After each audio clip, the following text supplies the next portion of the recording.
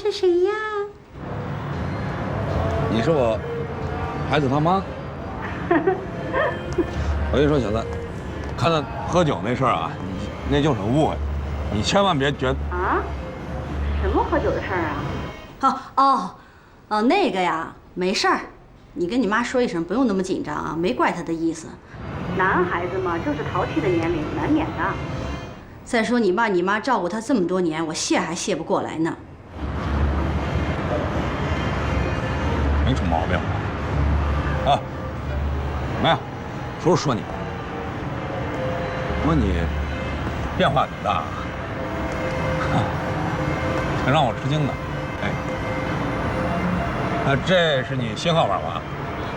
什么时候回来的？还在原来那家公司吗？高升了吧？现在住哪儿呢？你哪儿那么多问题呀？都成老问号了啊！哎，对了，今天我答应侃侃明天带他去游乐园，你也一块儿去吧。正好咱们找个机会聊聊天。要聊天咱也别去什么热闹的地方了，就去我那儿吧。正好把侃侃带到我那儿住一晚上，这个周末我带他，行吗？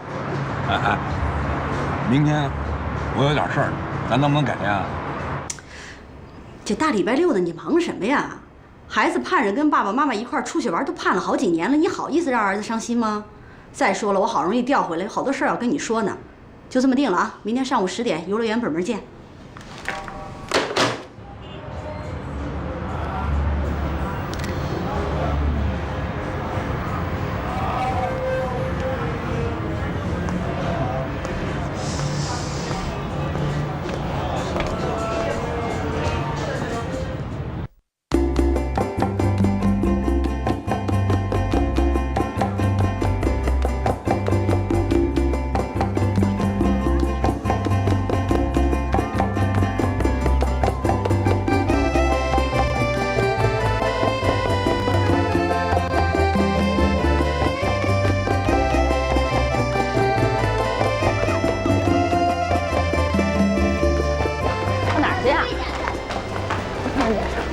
哪个啊？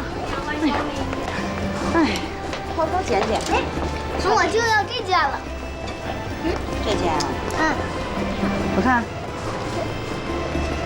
行。要什么就给买什么呀？妈，我要买那个。慢点，慢点，哎，都没看呢，这边慢慢看，别急啊。看看，不许乱要东西啊！哎，在。哎，怎么样，儿子？儿子，你看，家里有，哪里有啊？哎，想要这个。我去瞎要，太贵了这。走，妈给你买。你先看看标签，那多少钱？这么惯孩子？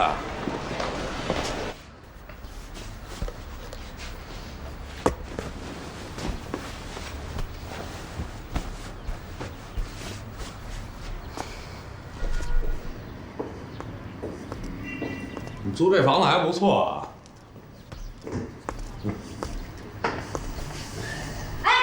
哎呀，你呀，耍流氓啊！算了，我站着。坐这，坐，没事，外边坐呢。那小子，我觉得你这次回来，这变化挺大的啊，锋芒都收起来了，人柔和了很多。哎，我真替你高兴啊！你的锋芒倒是都暴露出来了啊！20几岁都没见你有这精神面貌，看来小日子过得不错呀。怎么的，有女朋友了吧？啊，没什么不好意思，有女朋友好，有了女朋友我就放心了。你呢？有没有合适的？我你就别操心了，我今天叫你来呢，就是想安安静静的谈谈孩子的事儿。我想给孩子转学。转学？干嘛转学？成绩都这么差了，倒数第1，还不转啊？这国际小学什么都不学，就知道玩。看看学习成绩一直都那样，你又不是不知道。才不呢啊！我走那年，好歹也能进个前10名。你看看现在。现在也就是班里第15名了。你不识数吧？他们班多少个人？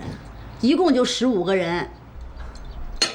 就瞧不上他们学校那教育理念，快乐教。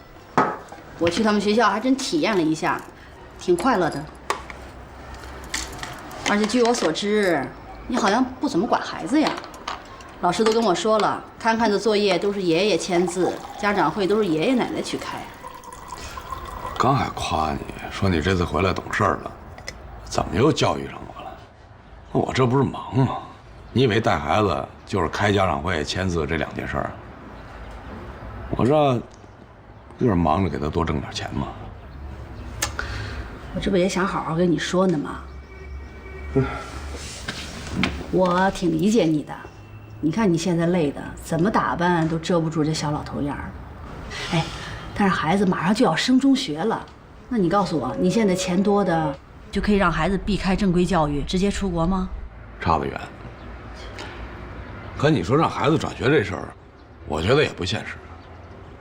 这国际小学跟普通小学它不接轨，这康康要转过去肯定不适应。听我的吧，我不会害孩子，这学得转。可你知道现在普通小学这学习压力有多大吗？孩子本来就没妈，够可怜的了。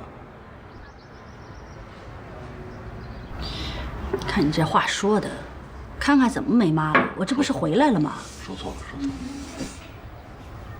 对，我今天叫你来，还有一件更重要的事儿。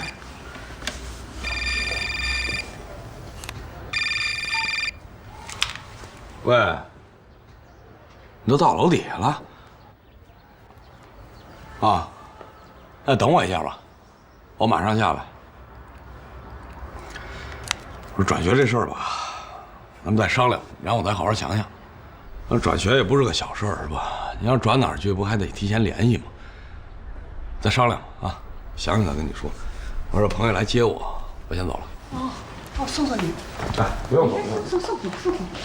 真的不用送。哎呀，别客气了，走吧。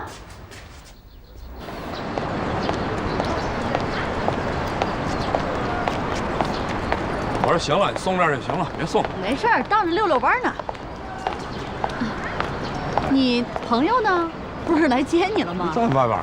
哦，哎，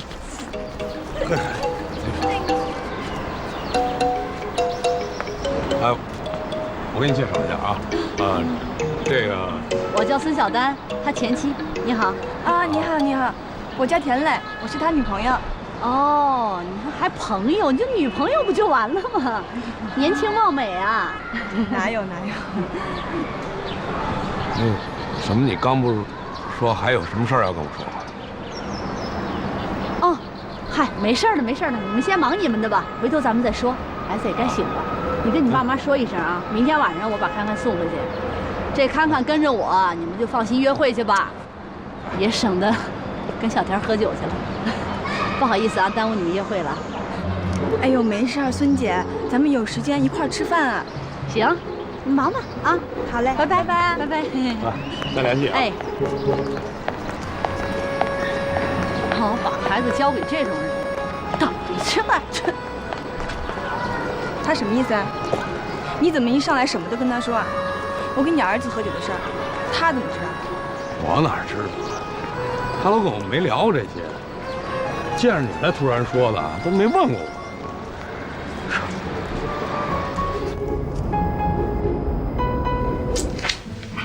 闺女啊，想好没有？啊？结不结婚？你别气妈啊！不结。妈，看这唠不唠叨啊？这董旭都没什么意见，你们老跟着掺和什么呀？董旭他敢有意见吗？嗯，你说呢？哎，阿姨，这事儿我听刘颖的。刘颖，你别气妈啊！他听你的，我可不听你的。你真是要不结婚，那你肚里这孩子，我跟你说，趁早别要。你说的啊？行啊，反正也不是我想要的。你们要都说好了，明儿就把它做了。哎，这话可不能乱说啊！你不许乱来啊！你是真想气死我！你说你呀，这个孩子啊，名不正言不顺，你成天舔个大肚子，你不为你自己考虑，你得为这孩子考虑。这孩子怎么的你了？啊，招你惹你了？啊，你怎么就不能跟这孩子爸爸结婚呢？妈，我这不结婚又怎么了？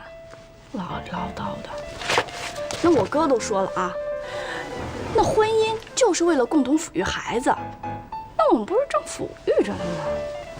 再说了，非得弄那么个纸约束着，约束得了吗？那原始人就不结婚，光繁衍后代，啥事儿也没耽误呀。现在还有好多大明星，光生孩子不结婚，不过得也挺好。你是原始人呐，你是大明星啊，啊！我看你非要气死我不可，是不是？啊！我怎么生你这么个闺女呢？你说你，妈，你别管我的事儿，唠叨的。你真有那结婚瘾，你再跟我爸结一次好了。你说什么话你？哎呀，不是这孩子，你看，我怎么生你这么个闺女呢？你说你怎么跟阿姨说话？喂，叔叔，把您吵醒了吧？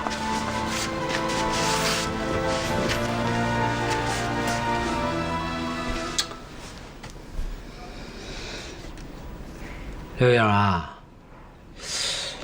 我真仔细的想了想你那个不婚主义，这是你个人的自由。爸爸表示由衷的理解。咋的？真的？爸，还是你最开明，你对我最好了，听见没？闺女，你看看啊，爸爸理解你，你也应该理解爸爸呀，将心比心嘛，是不是啊？爸爸妈妈呀，都是老党员，我们一辈子一直是坚持党性原则，我们是有信仰的，我们不能背叛党，不能背叛组织。你既然坚持你那个不婚主义，那咱们就只能断绝父女关系了。你的那个主义跟我的这个原则没关系，互不影响，你看好不好啊？叔叔，这不行吧？你疯了？我很清醒呢。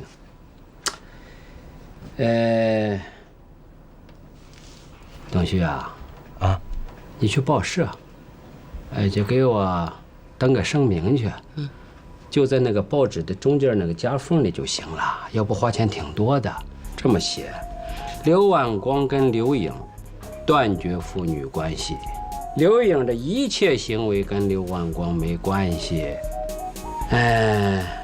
你呀，同学啊，你们也赶紧搬家，都搬到你爸爸那边去，祖孙三代挤在一块过，那挺好的。那小屋小点、黑点、吵点，这都没关系的。既然你们不结婚，别的也就不挑剔了，是不是啊？闺女呢？你看看啊，爸爸疼了你30年，本来想一直疼到死呢，可是，在党性法律面前，爸爸没有选择了。闺女，请你原谅爸爸啦。我结婚还不行吗？真是，爸，你太狠了。真要让我结婚也行，不过我有个条件。董旭，我要真嫁给你了，你也得答应我，你还得像公主一样的供着我。绝对没问题。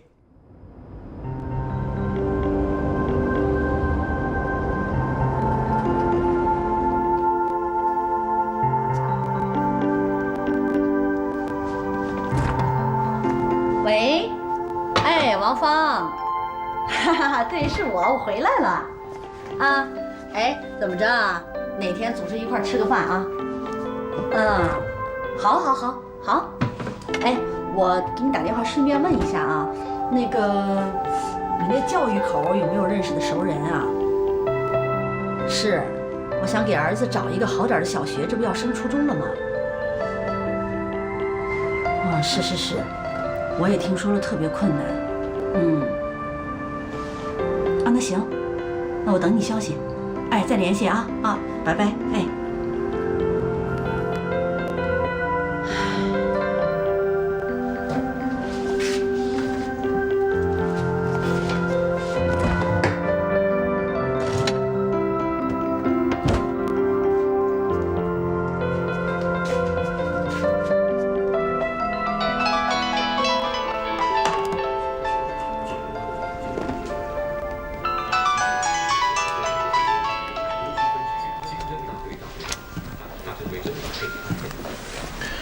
喂，哦，孙经理啊。喂，哎，不是说好一起吃晚饭的吗？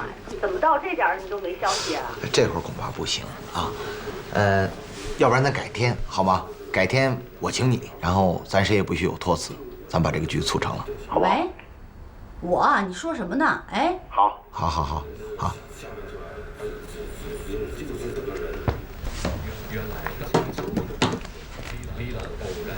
谁来的电话呀？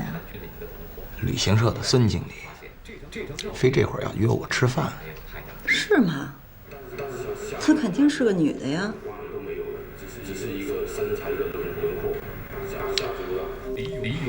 是个女的又怎么样？不怎么样。多大岁数了？不知道，反正儿子快上大学了。那长得怎么样？漂亮吗？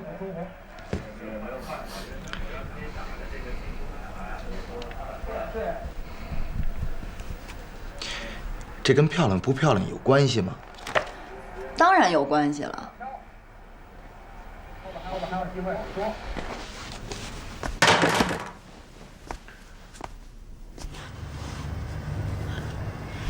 看看，以后跟妈妈一起生活好不好？那爷爷奶奶呢？爷爷奶奶可以经常来看你啊，就像妈妈现在这样，反正咱们都在一个城市，是不是？好。看看，妈妈想给你转学。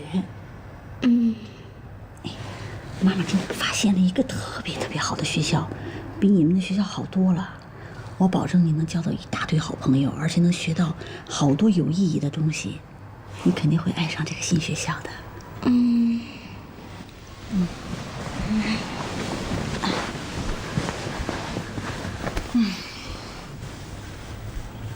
看看，你喜欢跟妈妈还是喜欢跟爸爸过呀？爸爸是不是经常带你出去玩啊？那你们每次出去玩，是不是老有一个阿姨跟你们一起呀？看看，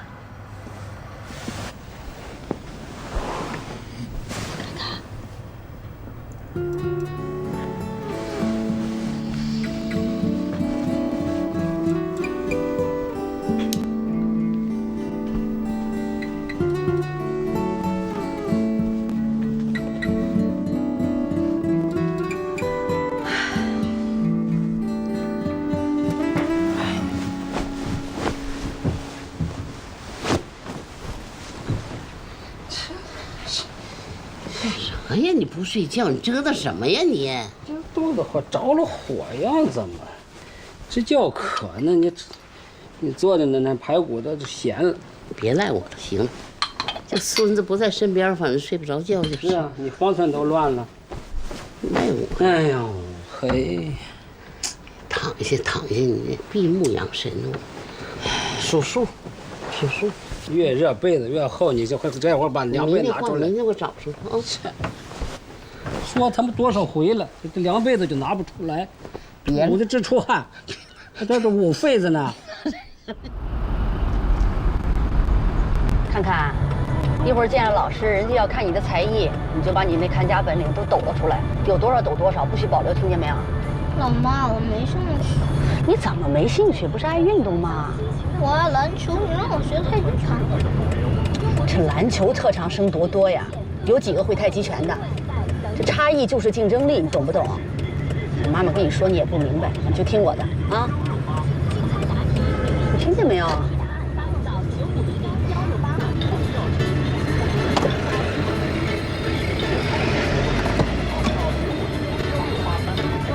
喂，喂，小丹啊，干嘛呢？要不要晚上一起吃饭？我没空，今天好容易请了假，带孩子去看老师。哎，你昨天干嘛来着？神神秘秘的，说话不方便吧？等回头见了面再说吧。你刚才说去见老师，见什么老师啊？太极拳老师。太极拳？你见太极拳老师干什么呢？特长啊！现在有几个孩子没特长？要不然好多中学凭什么要啊？我现在也是病急乱投医，不管不顾了，有希望就试试呗。你这不是瞎胡闹吗？你了解特长生的范围吗？这瞎折腾有什么用啊？我看这样好吧，我帮你问一问。不用，我自己能查。行了，你还是忙你的不方便吧，我不打扰了啊，挂了。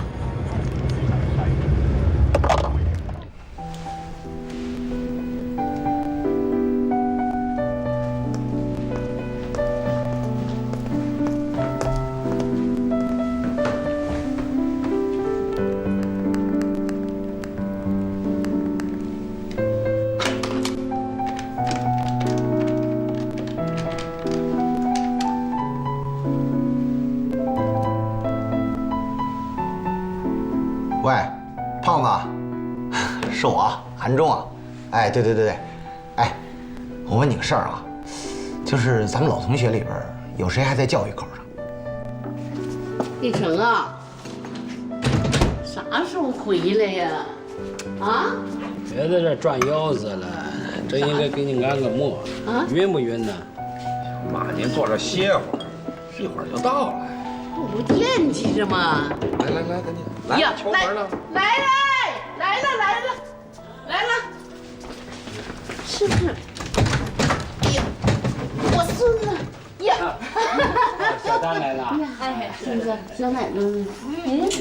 过，想爷爷了吧？行了，爸，进来坐会儿啊。言不进，来，进坐会儿吧。嗯，那上沙发呢？还是爷爷？是爷那是。哎，爷坐着。哎呀，爷爷可想死了！然后打呀，孩儿啊！奶奶呀，一醒啊就摸着我们孩儿了。啊，小丹，快坐。好，奶奶进。哎呀，哎呀，叫了10几年爸妈，这一下子开始叫叔叔阿姨，这有点不太习惯。我还是叫你们看看那爷爷奶奶吧。哎，没事儿，叫啥都行。这给你们买了一个足部按摩器，最新款的。这岁数大了，经常按按脚，对身体特别好。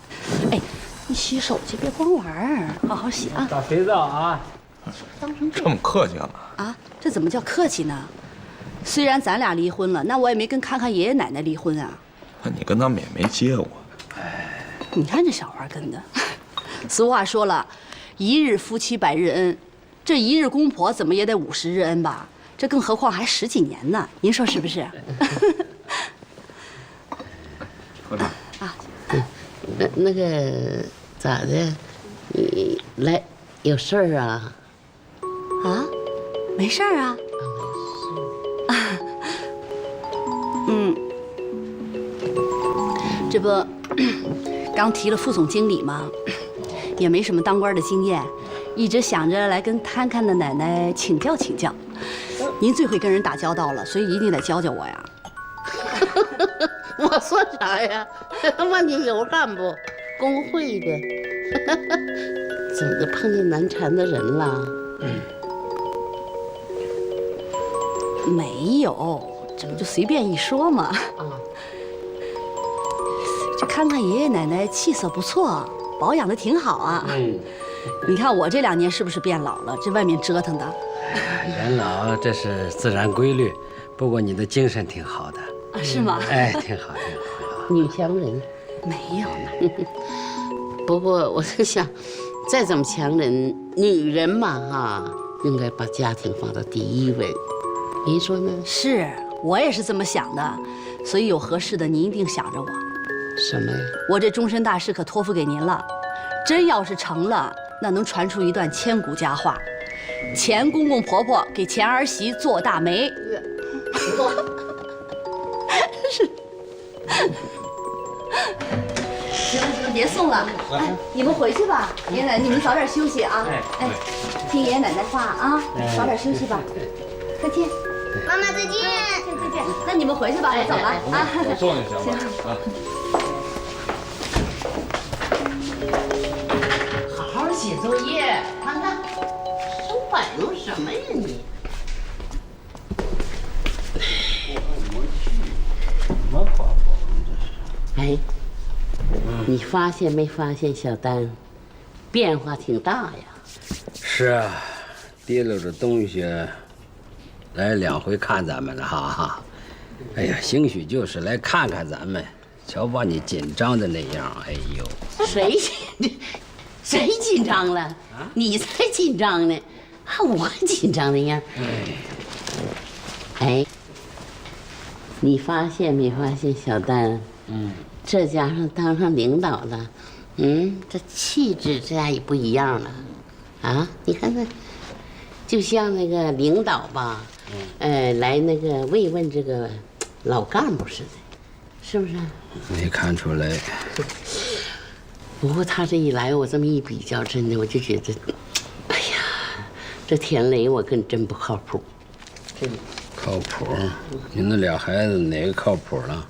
没一个让咱们省心的，我跟你说。那天不好意思啊，年龄小就是不懂事儿。你说田磊吧，那姑娘不错，你不亏。打算什么时候结婚啊？早上呢，没提上日程。别没提上日程啊！我看人姑娘待你不错。哎，你是不是觉得康康碍事儿啊？真是人算不如天算啊！你说我怎么就这个时候赶回来了？正好帮你把这大灯泡解决了。你们呀，想蜜月，想二胎啊！哎，你等等。哎，等等，我没觉得康康碍事儿啊。有什么不好意思的？这是人之常情嘛。我真没觉得康康碍事儿。谁要想跟我结婚，就得先接受康康。刘立成，这我就得说说你了，你太不绅士了。你不替人家想想，哪个姑娘愿意年纪轻轻就给人当后妈呀？哎，你以为你是希腊船王还是肯尼迪总统啊？你不就是一个年过半百还离不开妈的老师吗？任何事情都是有舍有得，你说对不对？谁离不开妈？我不跟你扯这个，不管妈也好，儿子也好，都是我的附加值。谁要想跟我结婚，那就得先接受他们，否则免谈。可真把自己当个宝啊！我实话告诉你吧，今天我来找你是跟你商量把孩子还给我。你说什么？当初同意孩子给你，我是有条件的，你忘了吗？我真不记得有什么条件。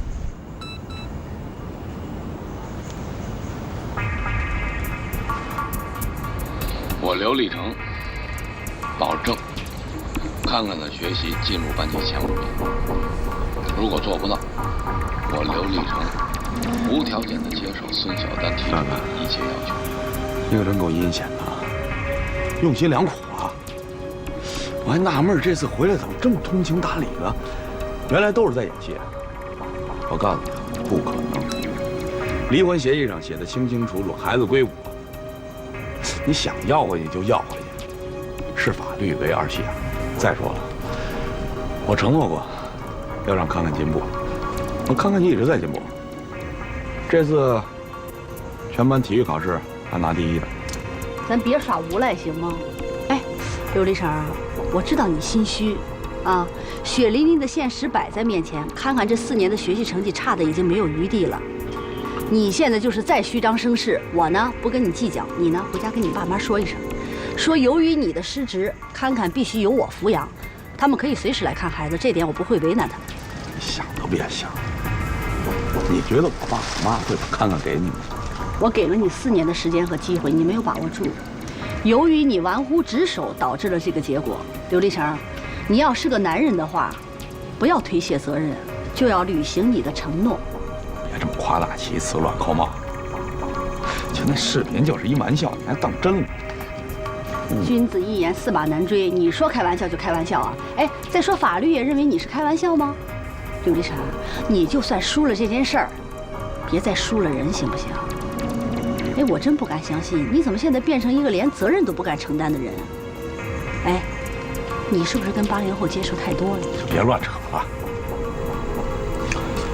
我跟你说啊，小娜，科学证明，一个家庭的重心转移到男人身上的时候，其他成员都会觉得很轻松，孩子也更有安全感。我要回来，你闪开。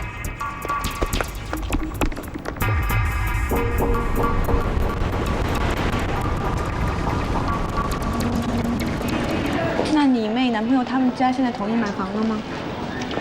应该差不多吧。我爸、我妈还有我，都得给他赞助一些。你也赞助？赞助多少？还没说，几万块钱吧。还给你吗？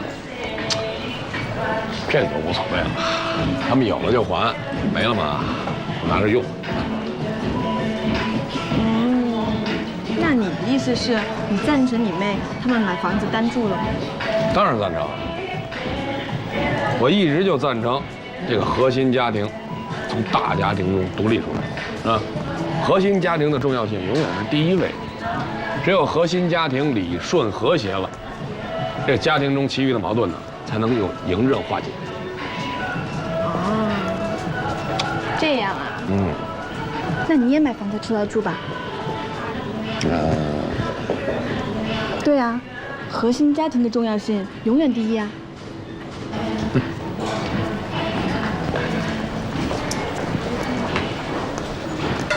没错，核心家庭啊，永远第一。但是我们家的情况有点特殊啊。你们家情况啊？那你不买房子也行，那你搬我那儿去吧。难道你不想体验一下80后美妙的生活方式吗？想。真的？那我可当你答应我了。你什么时候去？不过房租呀，可得你负担。那肯定啊。难得你这么痛快，你什么时候搬过去啊？这个我得先跟我爸我妈商量。再说还有我儿子呢，你说我儿子是跟咱们一起住呢，还是怎么着？这事情都得安排妥当了才能搬家嘛。你儿子跟咱们一起住，你想什么呢？现在你前妻回来了，你儿子当然应该跟你前妻一块住了。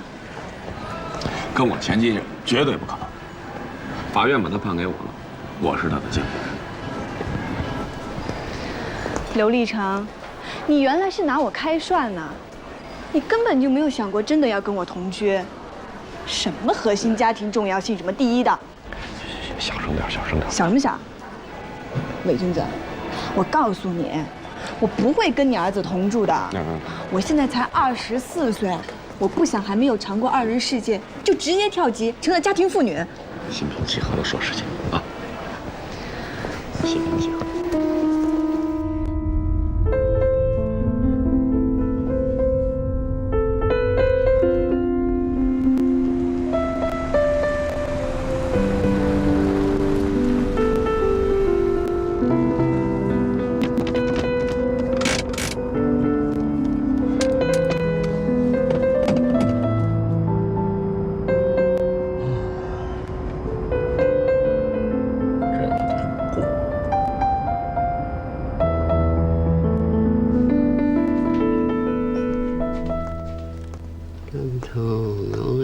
爸，妈，还没睡啊？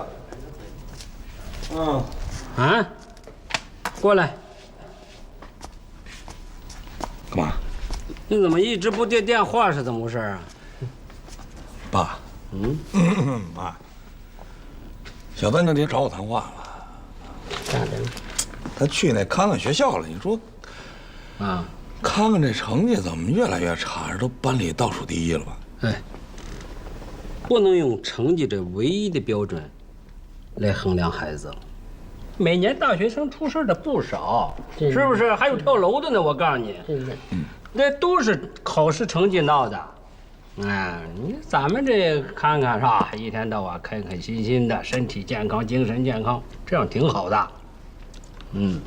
爸，不能光是咱们看着好就行了，也不能忽视社会这大环境。该施压的时候就得施压，该批评的时候就得批评，这该动手还得动手呢。动手？你敢呢？孩子没个妈，怎么的还雪上加霜啊？还要动手呢？妈，我跟你说，这看看学习成绩再这么差下去，那得毁多少人前程啊！怎么的？我看挺好啊，真的，我才不听你的呢。我看我孙子前途啊一片光明。行，我不跟你说了，反正话我已经放这儿了啊，到时候你们别后悔。你还教训起老子来了？我倒想把孩子交给你们带呢，我敢吗？就说你啊，一个两个的，头一个嫌我们教育方法不对，带孩子的方式不对，他呢，他咋带呀？是不是啊？第二个，那不那么絮絮叨叨了，是不是啊？可一没看住，他就带着孩子去喝酒啊！哎，不就那一回吗？对了，我忘了问你那事儿，那到底是怎么回事？那东西，什么东西？这不。就是那个什么，是怀没怀孕那个纸，你啥东西？那怎么随身所带呀？身份证啊，缺少不了啊。哎呀妈，不碰巧了吗？那你妹妹那也碰巧啊。我跟你说，儿子，真的，你可得学好，听着没有？别上那个小女人圈套。什么圈套啊？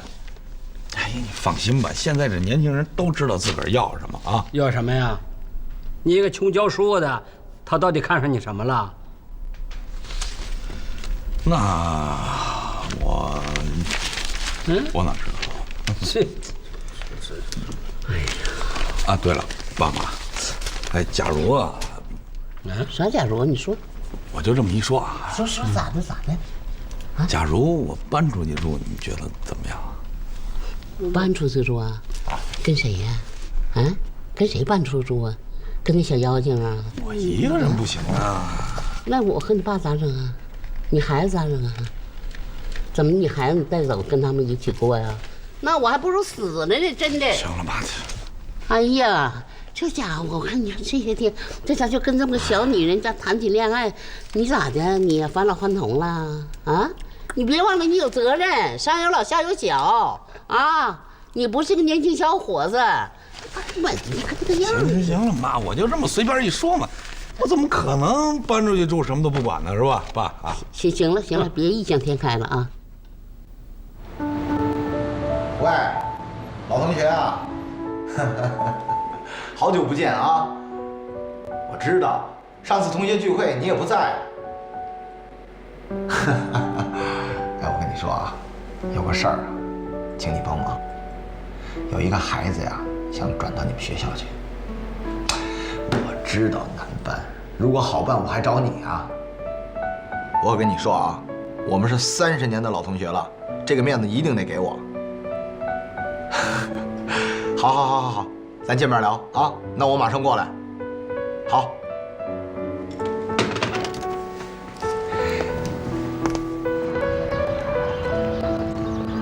我跟你说，下次如果要是老同学聚会，你得出现。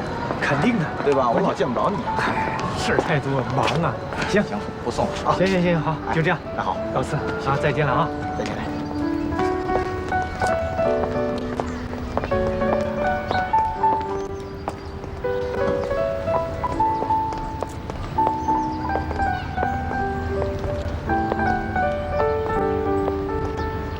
喂，小丹啊，我跟你说哈，我有好消息告诉你。你在哪儿呢？现在有没有空？干嘛呀？晚上不睡觉啊？坐下。好了，人都到齐了，你说吧。啊，好。头渴。刘颖，今天我当着叔叔阿姨还有哥的面，跟你保证，不管是婚前还是婚后，我都会把你当成我今生今世唯一的公主。不管将来是顺境还是逆境，是富裕还是贫穷，是忧愁还是快乐，我都会爱着你，宠着你，顺着你，依着你。什么事儿都跟你讲情，不跟你讲理，为你马首是瞻，唯命是尊，直到永远。您好，这是您那一套房子的钥匙。哎，谢谢。爸，你知道吗？现在这市面上卖的什么甲醛1喷0啊，1扫光啊，那全都是表面封闭剂，不是分解剂，它只能暂时的把这甲醛啊包裹在这些建筑材料里边。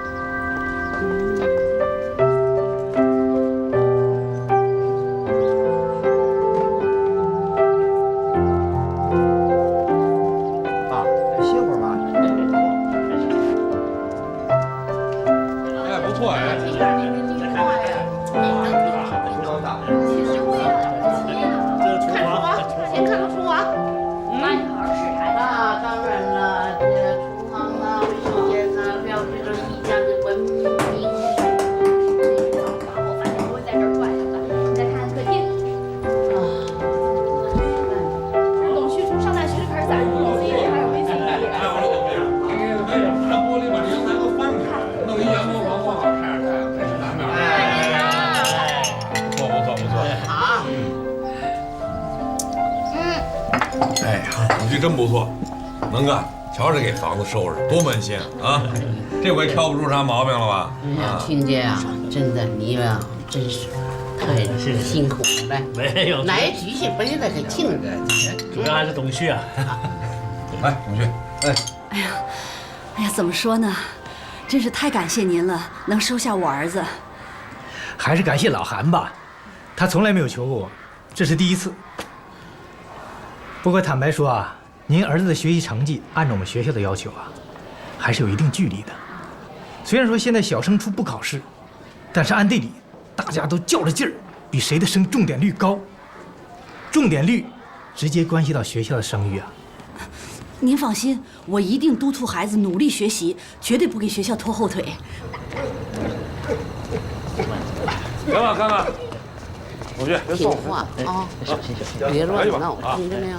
哎呀，你们回去吧，这天挺凉。要走时候我们走了，再见啊！再见，董旭，再见啊！马总，回去吧，哎，回去吧。哎，妈，你有空就来啊！来，哎，好，慢点儿。怎么样？吃饱了没，姐儿？当然了，我妈做的饭多好吃啊！哎，把这剩菜都倒了吧，赶紧收拾一下。你放这儿别动，我来收拾。哪有那么金贵？哎，还上班都别动，让我来啊！你们休息。哎，爸，不用了，你赶紧走吧，回头末班车赶不上了。哎，不着急，不着急，我呀打算在这住一段时间，给你们当免费保姆，好不好啊？董旭呢工作比较忙，我啊闲着没事儿，就让我来伺候你们俩，好不好？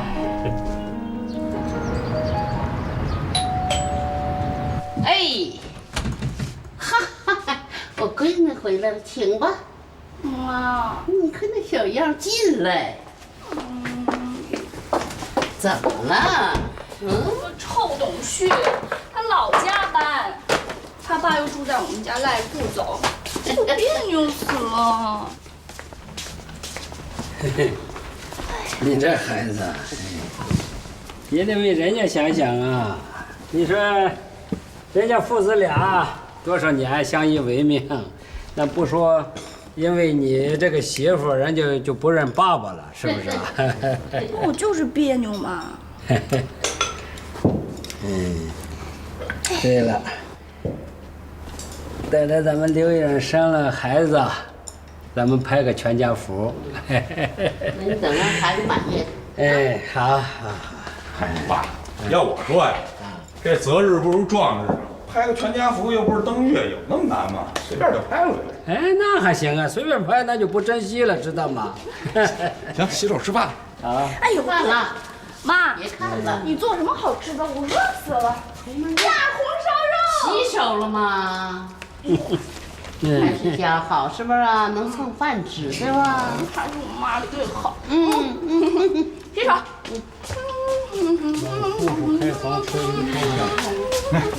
哎，哥，我今天在 MSN 上碰到小丹了，他说他在找学校，他那儿上他那儿去住啊。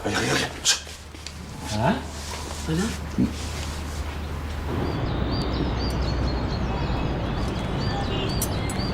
你别说，这地儿还真不错。是啊。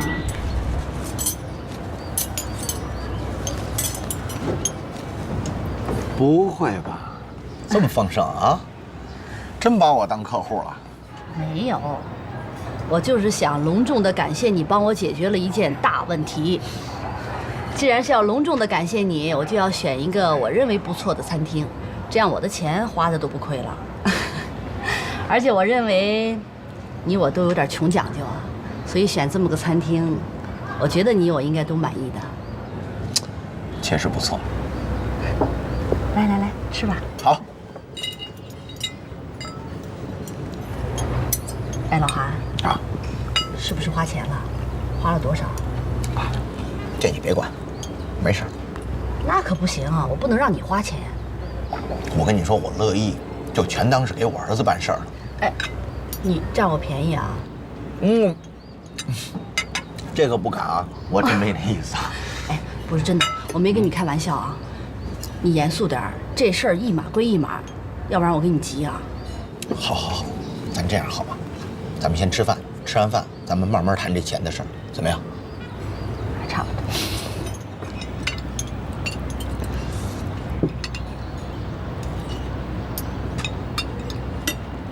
老韩，其实我一直挺好奇的。每次问到你个人生活问题，你老是躲躲闪闪的，有什么不能跟我说的吗？我不觉得我躲躲闪闪，你觉得我躲躲闪闪吗？我跟你说啊，我倒是真有个事儿想问你的。昨天我跟我一朋友聊了一宿，你帮着分析分析，你说他这个情况该怎么办？那你说。怎么说呢？他是一个被婚姻判了无期徒刑的人。怎么就无期徒刑啊？过不下去就离婚呗。离不了啊！他每次一提离婚，他老婆就寻死觅活的，还扬言要到单位去闹。我这个朋友是在国家机关工作，你知道这种单位特别看重夫妻关系，他这么一闹，不就什么都没了？所以他也不敢离。哎，那他是不是有外遇了？要不然干嘛怕他老婆闹啊？不是，我说你们这些女人思维怎么都一样啊？他老婆也说他外边肯定有别人了。我跟你说，别的我不敢保证，但这一点我可以保证，这个男的在这方面绝对没问题。你们男人之间就是会互相包庇，你怎么就能保证他没有外遇啊？那他没有外遇，他老婆凭什么闹他啊？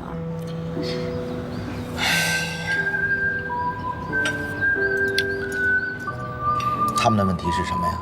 是没孩子，他的老婆有习惯性流产，也可能是因为这个原因吧，让这个女同志情绪特别容易波动，于是乎就3天一小吵，5天一大吵。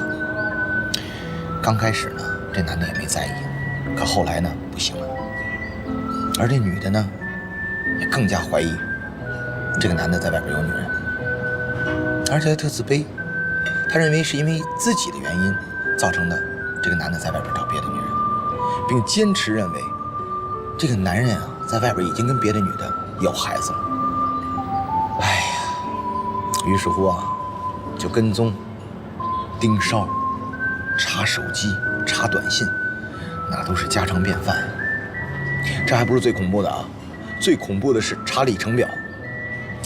你知道那个车里那种里程表吗？他去看，如果发现行驶距离超过了家跟单位的距离，那甭问，那就是去约会去了。你说这女的吧，如果她要真爱这个男的不离婚，那我也可以理解，可我也没看出来她爱的呀。你说她一天到晚的吧，不是冷战就是吵架，两个人坐在一起吃饭，各自拉着一张长脸，一句话说不对啊，马上就开吵。你说你也是女的，你能帮着分析一下？你说她想干什么呀？反正要是我呢，没爱肯定就离了，有爱就好好过呗。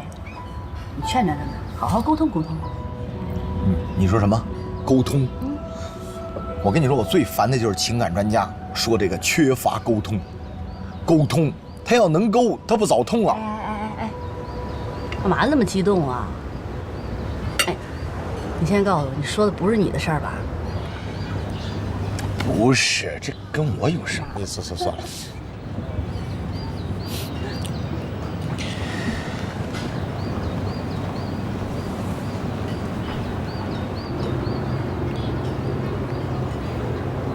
想什么呢？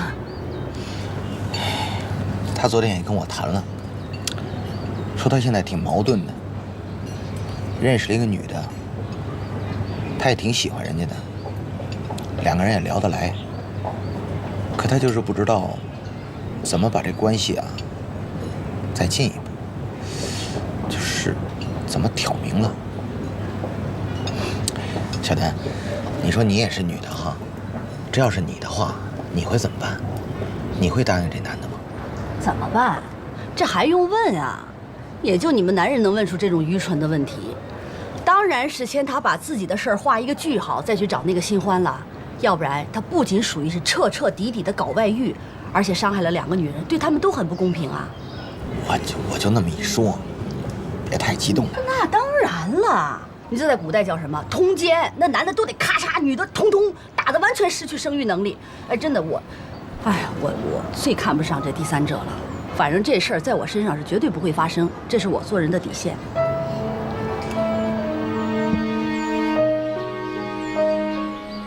孙小丹想往回要孩子？啊？这事儿我一直不知道该怎么跟你们说。他说带走就带走啊？凭什么呀？孩子是我们刘家的。他说咱没把看看的学习弄好。那学习成绩不好都赖大人呐，啊？那咱们几个大人忙活着一个孩子成绩不好，他一个人就能让他成绩好了？这不做梦吗？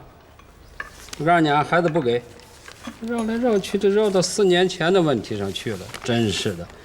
我说他这回回来是又送东西又笑脸相迎，我就觉着这里头有诈。凭我多年斗争的经验呢。哎呀，爸，什么经验呀？人家可是孩子的亲妈，要孩子是天经地义。行了，你行了，有点里程没有，胳膊肘往外拐。我们带的再不好，也比他带的强。那当然是。哼，想当初离婚的时候，那拿钱买孩子呢，是他吗？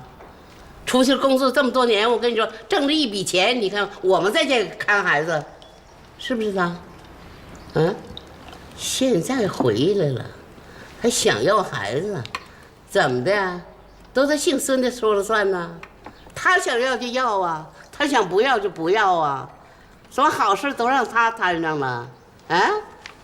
一干什么就鼻子不是鼻子，脸不是脸的，这回啊就不给。我看能咋的？买那个破洗脚盆呢，给我拿回去撇了。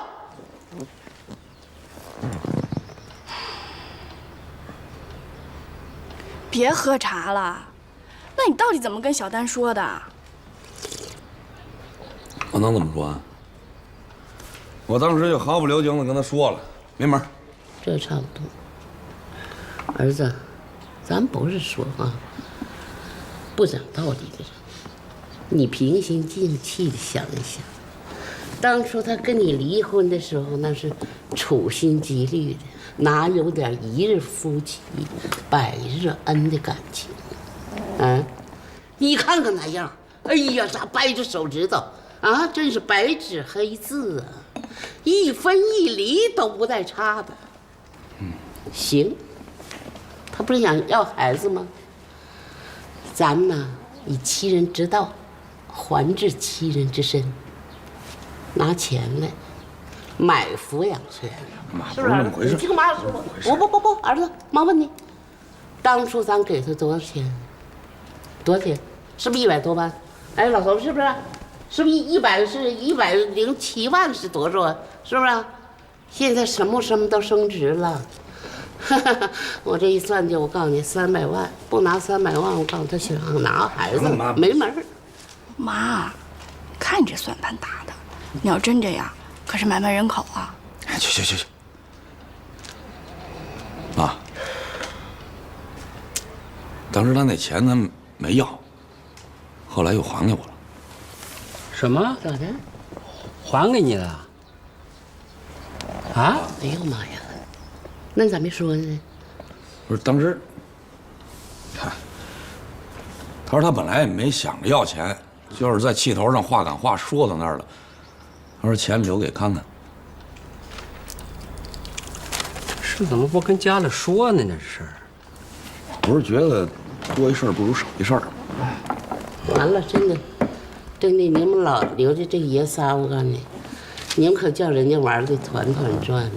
你拿人家的钱，你就手短了，你嘴就不会说话了，真的，说不出这话了。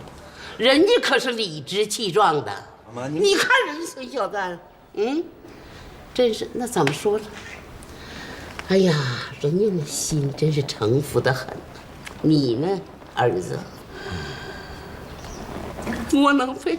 妈，您甭着急，真是窝囊废。妈，没那么聪明。你不能这么想小丹姐。那4年前，她要知道看看在我们家学习上不去，指定不能把孩子留在我们家。真是奇了怪了！明明是咱们的钱，倒像是咱们拿了人家的钱手短了。是，我这回啊，我下定决心，真的，我跟他血战到底。孩子就是不给，他敢抢啊他！你俩就掺和吧，回头再弄去打官司，咱老刘家就有面儿了。那我走了啊。啊，哎呀，嘛来了？知道了。哥，你呀，回去还是跟小丹姐好好商量商量，别弄得跟4年前一样那么尴尬。还有啊，让咱爸咱妈别跟着里头掺和，他俩越掺和越乱了。行，知道了，赶紧回去吧，照顾好自个儿啊。我知道了，你走吧。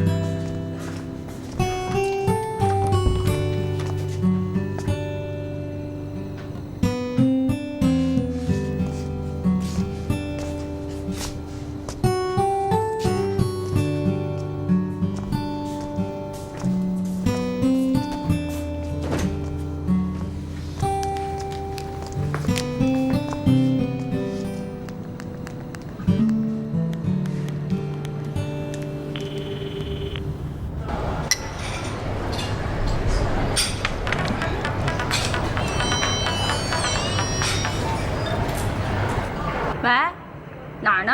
你这么晚还不回家？啊，我刚加完班，我跟同事在外边吃口东西。你过得也太逍遥了吧？又加班又吃饭的，你同事重要还是老婆重要？你几点回来？没有哪儿逍遥了，我一会儿就回去了。一会儿是多会儿？我告诉你，给你半个小时。啊，好啊。哎，董旭，我跟你说啊，这女人怀了孕，那就跟狼似的，啊，以后你吃苦的日子都在后头。我跟你说吧，我媳妇儿基本是羊，她只是偶尔顶顶我。哎，对了，董旭，培训师那事儿想明白没有啊？那可比你当网管赚的多多了。是，可是我要老出差，我媳妇儿肯定不同意。你跟你媳妇儿好好说说。你看啊，这怀孕生孩子花钱的地方多了去了。再说了，你这当网管也没有什么发展前途啊。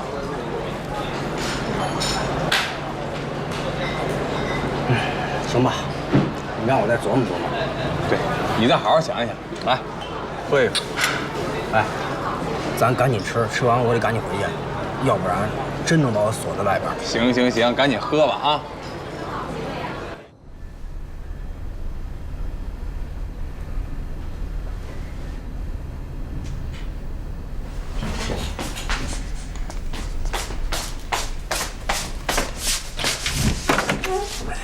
别锁门，别锁门。还挺会踩点的啊。你怎么还不睡啊？想我想的睡不着啊？别把身子熬坏了啊！熬坏了也是你的错。董旭，你过来，你坐下。我好好跟你谈谈。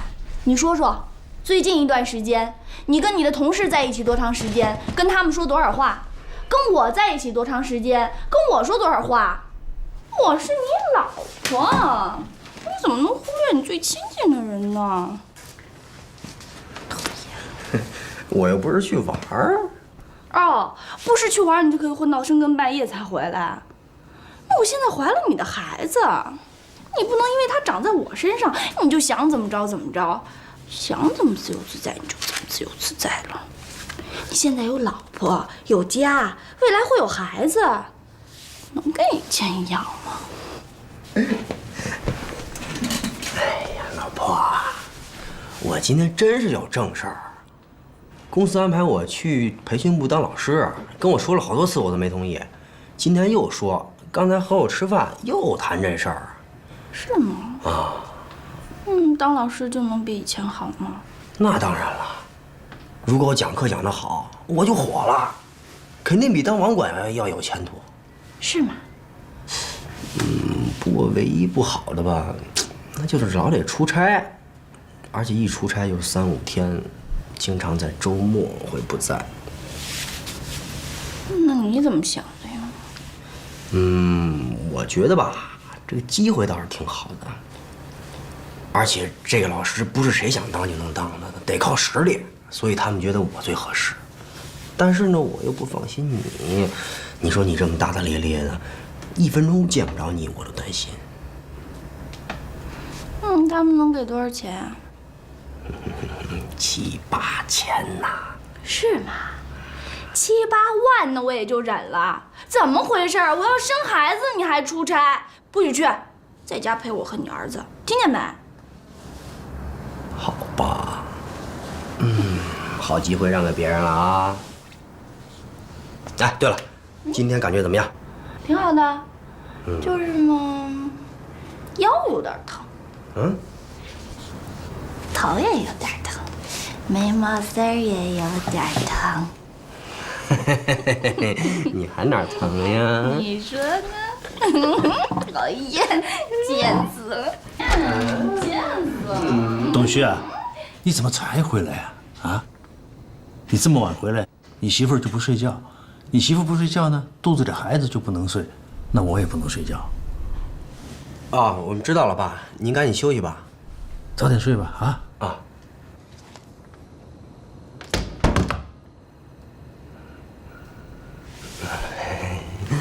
贱死了！哎，老大，慢点儿，慢点，快点吧，回头上班迟到了。你把口罩给我戴上。我不戴，我又没得甲流。哎呀，这到处都是污染，重污染，毒气。为了孩子，你给我带上。你可真磨叽，不带闷也闷死了。我跟你说点正事儿，你爸到底什么时候走啊？当初嘛是他不肯买房子，现在住下了又不肯走了。啊，我爸等咱们办完婚礼他就走了。其实我说这个也没别的意思，只是他在家里我真的很不方便。我现在肚子越来越大了，穿着内衣在家里特别不舒服。可是他在吧，我又必须得穿。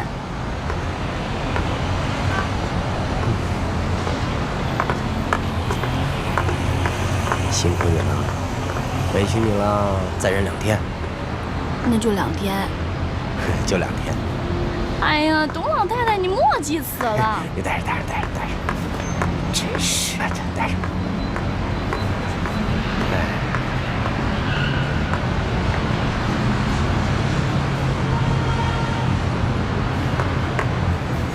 咱买辆车吧。啊？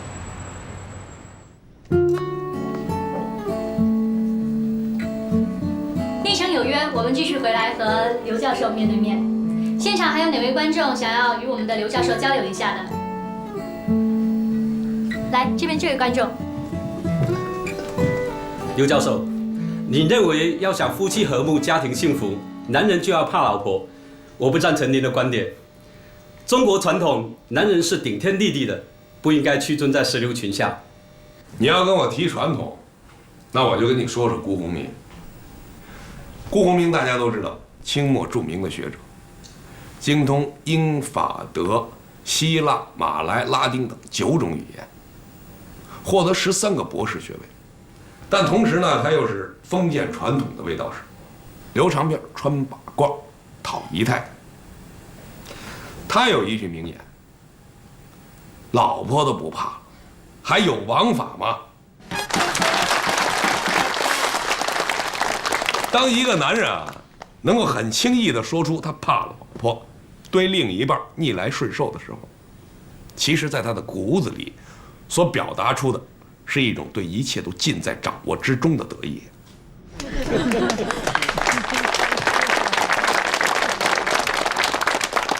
刘教授很幽默，还有哪位观众想与我们的刘教授交流一下？来，这边这位。刘教授，你刚才有说了一个女人要嫁见好男人的观点，我有些糊涂。到底什么是见好男人？而见好男人跟新好男人的区别是什么呢？谢谢。见好男人这个词，是漫画家朱德庸创造的。新好男人，当老婆对你说去洗衣服，你回答说好的，我去洗衣服。但是见好男人，当老婆对你说你去洗衣服，你要回答说，老婆，除了衣服，还有别的要洗的吗？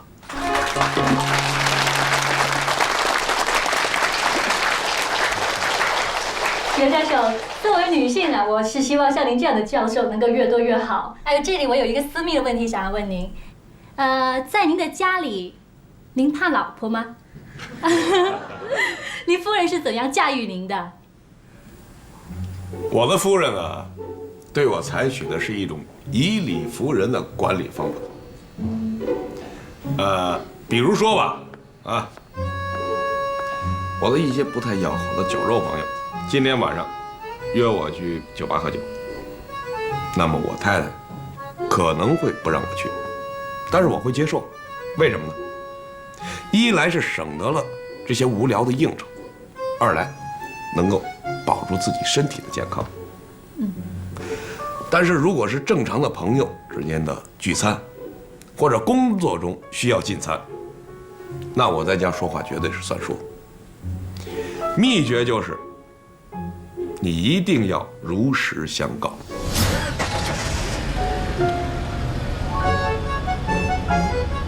干嘛去啊？那谁，小李他们找我有点事儿。小李找你说点事儿，干嘛不白天说呀？晚上出去就是想鬼混是不是？想也别想，赶紧回家，快点的。谁知道是男小李还是女小李？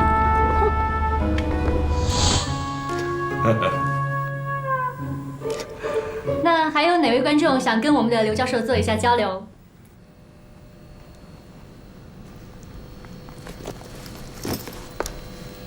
据我得到可靠的消息，刘教授，您已经离婚了吧？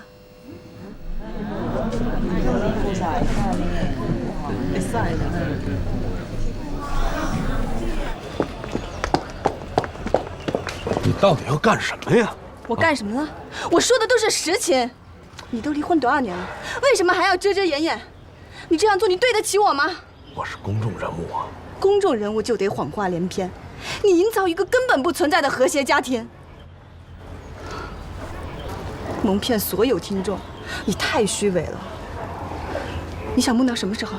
这是我自己的事儿，我没有必要刻意的向大家宣布我的生活状态吧？啊？今天如果不是我，早晚也会有人这样质疑你。4年前撕破脸离婚，尚未再婚，现在有个24岁的女朋友。来啦！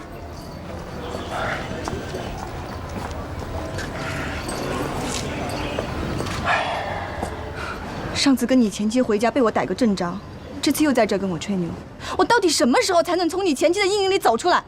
这些我都跟你解释过了，是吧？这就是我的状态，我的生活。再说了，你怎么能说我吹牛呢？这是我的工作。伪君子的现状，伪君子的工作。刘立成，我告诉你，你伤我心了。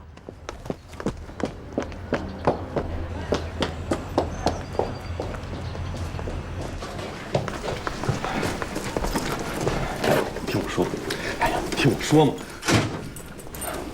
我那么说对你确实是不公平，可每个人都有一道心坎，我承认我也有。我一直不愿意承认我那段失败的婚姻。你再给我点时间，我就能把这道坎跨过去。你也别这么任性了，好吧？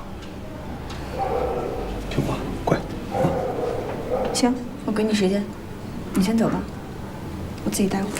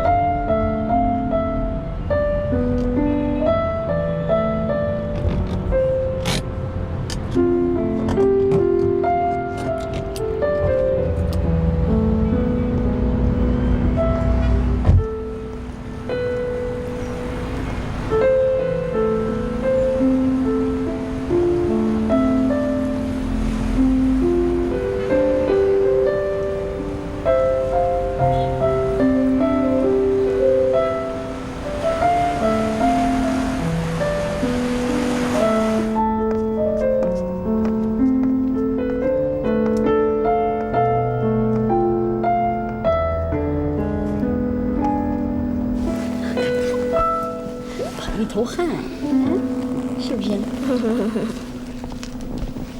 说吧，还有什么新的算盘？看看，你下楼找涛涛玩会儿，妈妈跟爷爷奶奶说说话，行吗？啊，慢着点啊，擦擦脸，你头汗，你看。你来的目的我们都知道了，我们也很简单，回答你的呢，就3个字：不可能。看看奶奶，我不是来吵架的，我真是诚心诚意来跟你们沟通的。你看，当初同意把侃侃给刘立成带，就是觉得你们能更好的照顾孩子。但是这照顾孩子不是看孩子长了多大个儿啊，胖了多少斤啊，那人家学校不看这个，人家看的是成绩。看看马上就要考中学了，就他目前这个成绩，只能乖乖的参加电脑派位。那电脑派位都是什么学校啊？都是那些能顺利完成义务教育就了不起了的学校。看看有聪明的天赋，而且有条件接受更好的教育。那你看爷爷、刘立成，我都是大学生，那我们这些家长不会让看看去走下坡路吧？那样咱们就愧对孩子了。那咱们得拖他一把，帮他顺利地跳过这人生的第一道龙门，也就是小升初。小丹，你的苦心啊，我们都能够理解。我们可以对侃侃呢管教的严一些，但是要走侃侃，不可能。我给了你们4年的时间和机会，那事实证明，你们无法让侃侃在学习方面有进步，哪怕原地保持都做不到。第15名，倒数第1啊！那你们就不着急吗？那他们班一共才15个学生，这是50个学生呢，他考第15名，那这成绩就不错了嘛。哎呀，看看爷爷，你说您好歹也是个辩证唯物主义者，那能那么算吗？反正总而言之，离着侃侃考试的时间也不多了，跟着你们呢，肯定是要耽误他。我必须亲自带他。你认为你能带好？你有房子吗？你工作净加班，你有时间给孩子做晚饭吗？你有时间辅导孩子吗？这些您就不用担心了，我会克服的。如果你办不到呢，影响了孩子小升初，我们找谁算账去？不会的，只要我想做的，一定能做到。哎，你们现在是天天待在家里不知道，我是这次回来才知道的。那这为了小升初，别人家早就紧张起来了。哎，哪家的孩子不上课外补习班啊？那家长绞尽脑汁到处找关系。这现在小升初可不像我们小时候那么轻松了。这再看看那国际小学，咱们体会不到，所以咱们也不能再自我感觉良好了。看看爷爷，你们刘家的香火要延续，咱们就应该有质量的去延续。那介于目前来看呢，靠你们3个抓质量是没什么希望了，所以我必须亲自抓他的学习。我今天来呢，是有2件事儿。第一件事儿，感谢你们这么多年对侃侃的照顾。第2件事就是，我要带他走。你们也别着急，是不是？我今天呢，我也不带他走，你们再考虑。小丹，我告诉你，赶紧走。啊！别在这气我，赶紧走！我气你了，我是诚心实意来跟你们说的吧。让你走，你们别急呀，是不是？我也没急的，我就是来先跟你们商量的。他要抢孩子。孙小丹，你不能不讲道理。我怎么不讲道理了？我从来都说1不2。我也从来不向恶势力低头。我说孙小丹呐，你是不是觉得自己没拿那个离婚的大头那个钱，觉得自己挺高尚啊？啊，还挺理直气壮的啊？我给你这个钱，我告诉你，我把钱给你。我要的是孩子，我不要钱。行，别说了。你们这么做都没用，于情于理，我要孩子都没错。你说2句啊？哎，你忘了你的承诺了吗？不是，你让我说什么呀？啊？你说什么呀？我说咱是有文化人，别像一泼妇人。你跑我们家告我爸我妈行不行？有什么事咱俩说成吗？咱俩说得着吗？说多少次了？行，我不跟你吵了。我把孩子带出去，我单过，行不行？单过？上哪儿去了？你别浑水摸鱼啊！哎呀妈！哪儿也不能去，在家老老实实给我待着。浑水摸鱼，说谁呢？什么意思？说你给你钱。行，啊，我给你们看看我的道理啊。这是我离婚的时候4年前拍的啊。你干嘛你？怎么了？你不是说我没道理吗？这就是我的道理。来，我刘丽看看吧。我跟你说，老郑啊，你非把事情弄到这一步，无可挽回是吧？啊，你行了你。完了。完了，真的卖身契，妈，你甭把你儿子卖了，你还不了解你儿子吗？你儿子什么时候考过5名1理啊？这几年怎么的，不都10几名吗？妈，我还没想到看看那么不争气啊！再说了，平时我一管他，你们就说我怎么管孩子呀？那你的意思就是我们护着呗？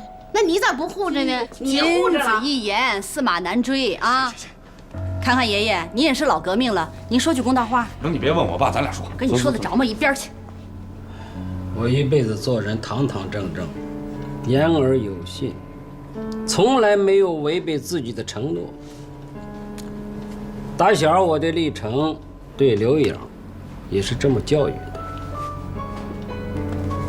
今天我就做一件违背自己意愿的一件事，看看就在这儿，谁都不能把他带走。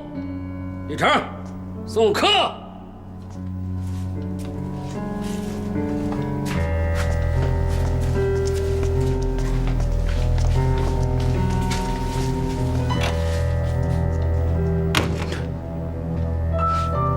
笑什么？真有意思哈，这就是你爸呀？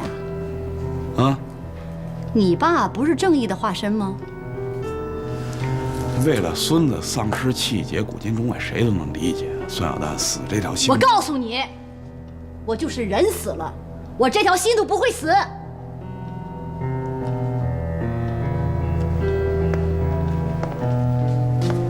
这些个女人一个个都是老天爷派来跟我作对的，是吧？来喽，香喷喷的夜宵，胡辣汤。来一口。吃一口嘛。哎呀，不吃。我爸辛辛苦苦做的，来吃一口。哎呀，不吃。怎么了？又胃口不好啊？哎，老公，我吃不惯你爸做的饭菜。我知道他也是好心，可是我从小都不爱吃酸的。你们家的饭菜什么都放醋。哦，我跟你说啊，是这样的，因为我妈是西安人，所以我们一直小时候都吃西安饭，这就是西安饭的特点。你要不信，这样，等你生了孩子，我带你去趟西安。我跟你说，西安我小吃多得很，什么羊肉泡馍、胡辣汤、夹丝灌汤包子。哎呀，别再说了，再说我真吐了。哎，别，好，不说了。哎，让我看看。看什么呀？看我闺女今天都干什么了啊？今天是在妈妈肚子里唱歌了，还是跳舞了啊？说了多少遍了，那是儿子。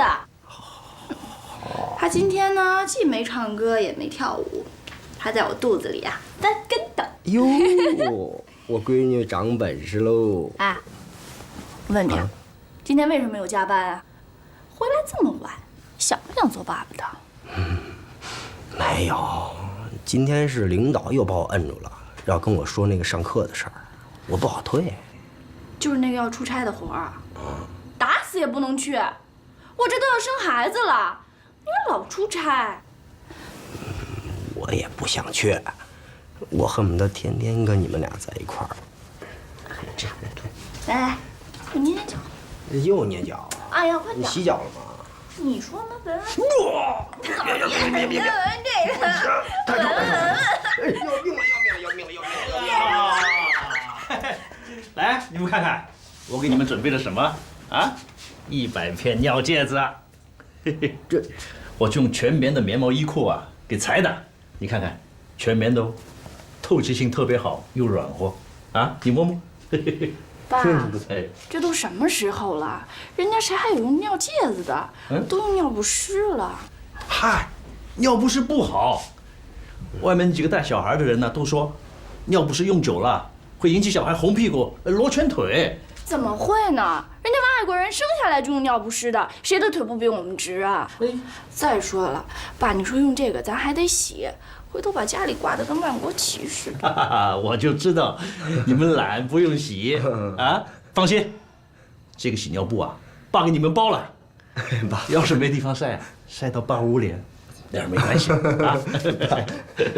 那挺好的这个。哎，要不先搁这儿吧。哎，您在那儿休息。哎，啊，这是啥呀？这个是各家各户收来的小衣服，都挺新的，孩子能用。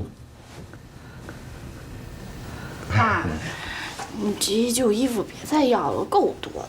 嘿，我就知道，你们嫌难看是不是？没，放心吧，爸过几天啊，去买几件新的外套，到时候上街的时候套在外面不就行了？哎，哎，再看看，还有这个，我早就替你们叨咕着要买车呢，没车呀是不方便，这个就算我送给儿媳妇的礼物吧，好不好？爸，哎呀，你爸爸妈妈都是实在人，结婚的时候呢也没跟我要什么聘礼，这辆车呀，就算我给你的补偿，好不好？爸，那个这房子您不是都是拿钱的吗？哎，这你哪来这么多钱？你这车好几万块钱呢。哎，我跟你妈呀，存了一辈子的钱，本想呢晚年的时候享享清福，可你妈想不到早早的就走了。现在爸一个人要这么多钱干什么？还是给了你们吧，啊，只要你们好好的，爸心里就高兴啊。啊，什么也别说了，早点休息，爸也要休息了啊！小心开车，注意安全。啊，爸你早点休息。哎，休息吧。给我看看，干嘛呀你？讨厌！做什么美梦呢？咯咯咯的。没做美梦，醒着呢。哎，我突然想起一句诗啊，诗：老夫聊发少年狂。你今儿个对康康妈妈说那句话太狂了，哼！你一下子灭了他的威风。灭不了啊，还有下文呢。睡觉。这成绩了，还耍赖，还犯浑，你好意思的吗？啊，你家里什么人呢？这是。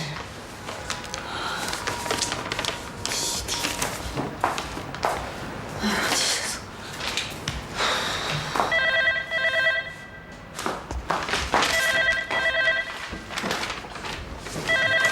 喂，妈，你怎么不接电话呀？你急什么呀？要不你先平静平静，待会儿我再给你打过去。妈，你有点耐心行不行啊？急死了！妈，我真是打死都没想到刘立成他爸竟然跟我犯浑，你说我该怎么办呀？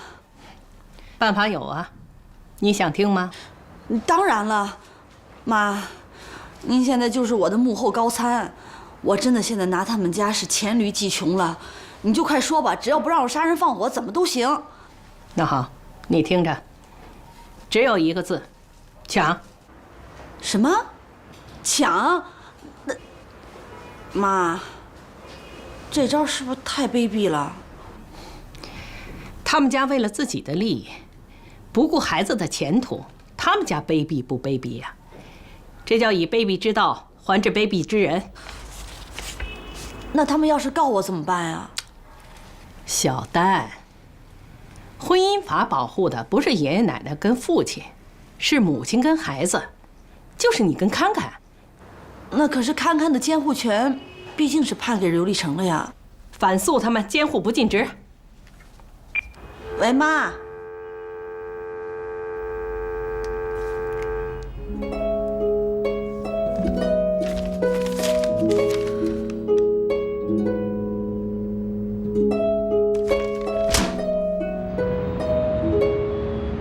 喂，哎，您好，是 Sophie 校长吗？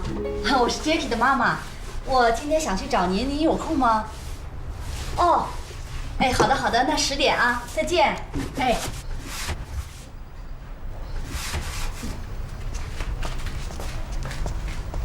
哎，小张，哎，我上午得去那个以色列使馆谈死海之旅，下午还得去突尼斯使馆谈自驾车的事儿，啊，对你有事就打我手机吧，啊。哎，好嘞，断了。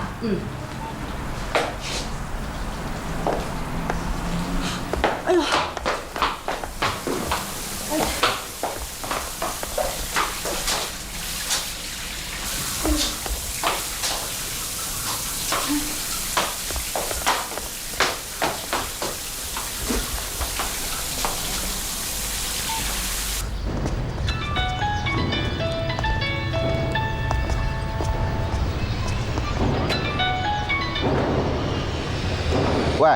小丹。喂，哎，韩忠，我家水管子爆了，对，你能过来帮我一下吗？哎，你先别着急，你别急啊，我马上就到啊。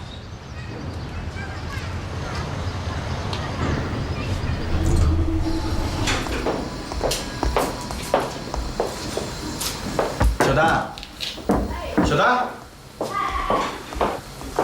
哎呦，这怎么了？这是？哎呀，这水管子爆了，师傅正给修着呢。这来的太及时了，我得赶紧的。你看看，他老师约好了，这是家门钥匙，你帮我盯着点。行，那我先走了，来不及了啊。哎，你小心点啊。哎，行。你。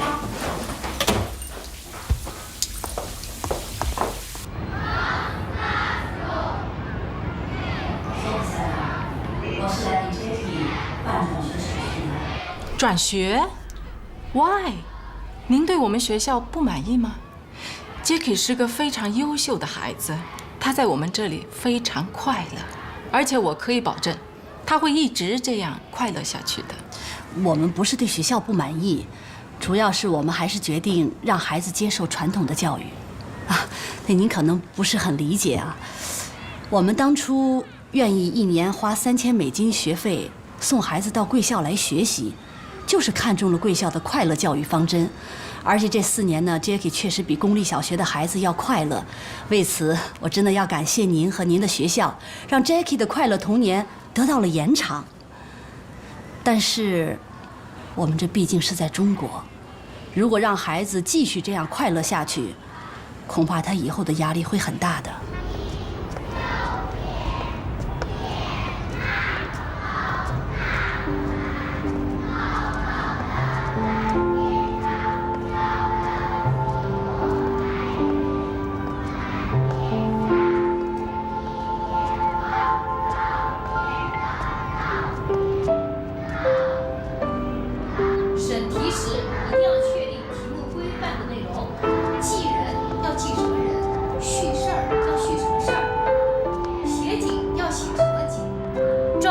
撞什么物等等，这就是题眼。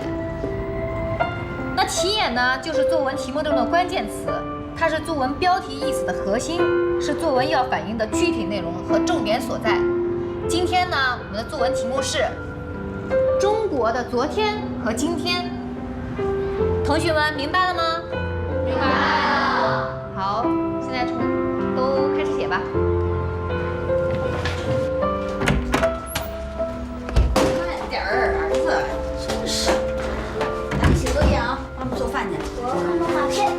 不行，先写作业，写完作业再看电视。快去吧。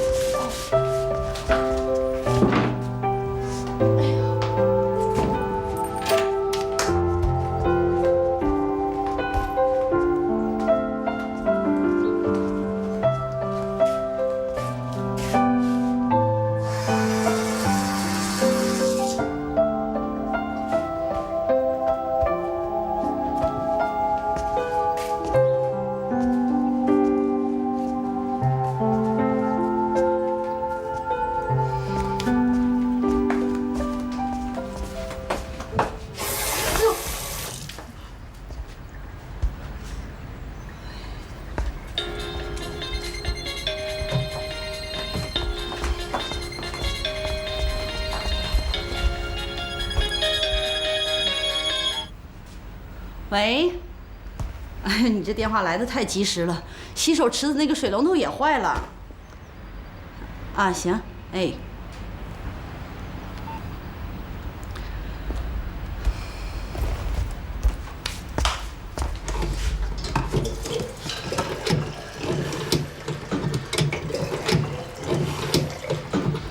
我真是麻烦你了，又让你跑一趟。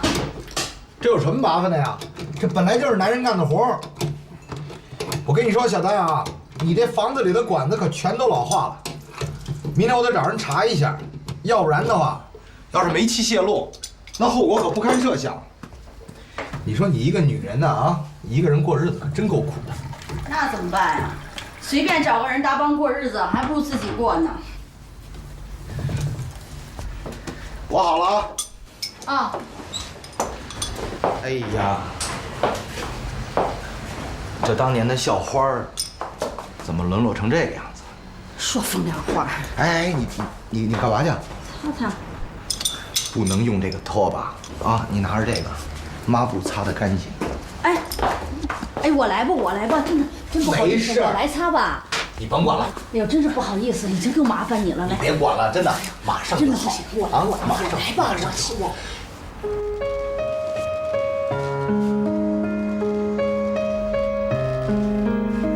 我都习惯了，我擦吧。别动了，手啊是女人的第二张脸，别把它毁了。那你赶紧歇会儿吧，我都沏好茶了。啊。好，我马上就好啊。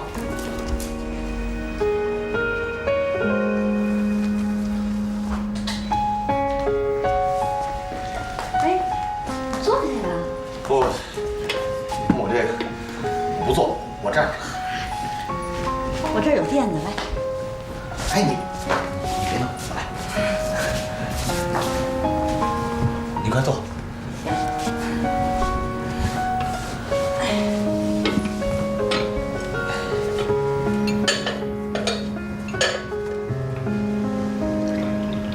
这茶具够精致的啊！谢谢。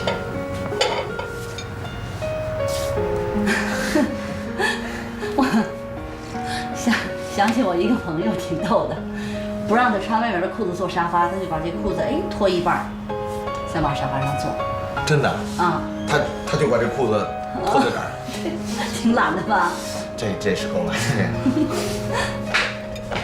妈妈啊，把作业写完了，我饿了。看看饿了啊？哎，小丹，能不能让我请这个男子汉吃个饭？想去吗？太好了，我这就去收拾书包。呵，收拾书包。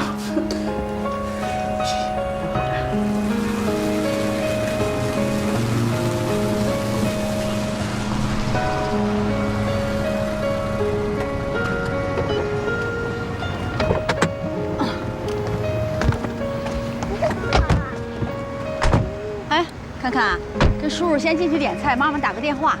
啊，我打个电话啊。好。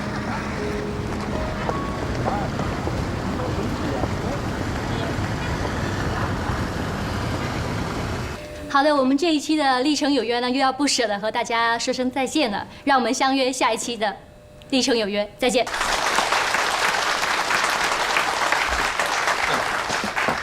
再见。哎，不客气，不客气啊。谢谢啊。好。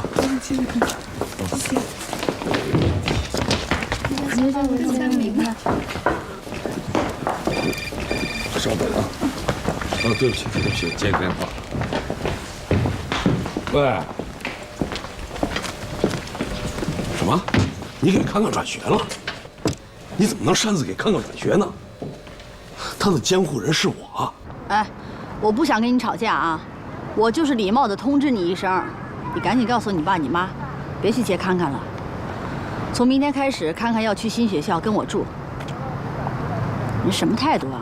我又不是绑架孩子。不过最近暂时你们就别看孩子了，等什么时候你们想明白了，接受了这个现实，我绝不拦着你爸你妈看孩子。我告诉你，孙小丹，你这么做是违法的，你知道不知道？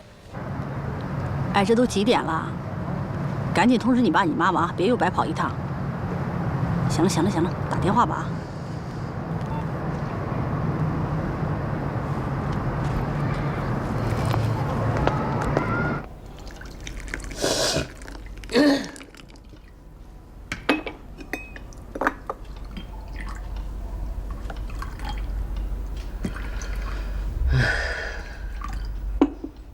爸，妈，先喝口茶消消气儿。这孙小丹这么做啊，简直是无法无天。他要不是孩子的妈妈，就得按绑架罪来重判。谁让他是康康的妈妈呢？啊，这事儿吧，我也冷静地思考了一下。我觉得，不能说他把孩子一弄走，咱就急得上房揭瓦了，那显得咱特没风度、没定力。什么？孩子都叫人抢去了，还要什么风度定力呀？不是这么说法。您想想，这小丹有4年没见着孩子了，这要按田磊那说法，轮也该轮他一回了。田磊敢这么说话？他不是这么说的，他那意思吧，爸，我说咱应该发扬一下人道主义精神，发扬高风亮节，就让小丹带几天孩子，以解他们这母子相思之苦，是吧？行，还别说1天2天的，是吧？10天8天都没问题，是吧？你光明磊落点，干嘛整那么损招啊？真是的。可话又说回来嘛，这孙小丹也试图光明磊落，这不是让咱给拒绝了吗？我是这么想的嘛，这不他想带孩子吗？没问题，让他带几天。你们放心，他就没法带，用不了几天他就得放弃。为什么？真不想啊，孙小丹单位多忙啊，他又刚升了经理，这一天到晚不是开会就是出差的，他哪有精力带孩子呀？啊，那看看在咱们这儿，3大人伺候他一个，这孙小丹连半个人都算不上，你让他带，我跟你们打赌吧，不出1星期，就算孙小丹他还死扛着，这康康也得闹着回来。那孙小丹就是不放你，怎么的？啊，康康也不是小孩了。再说了，这康康跟你们俩这感情，孙小丹怎么比呀？他除了生了孩子，其他什么的能跟你们俩比呀？那都是。照我说啊，你就让他带去啊，也让他好好尝尝这带孩子的辛苦，也省得他一天到晚说咱风凉话，还净挑咱们错了。是应该让他呀亲力亲为的带孩子。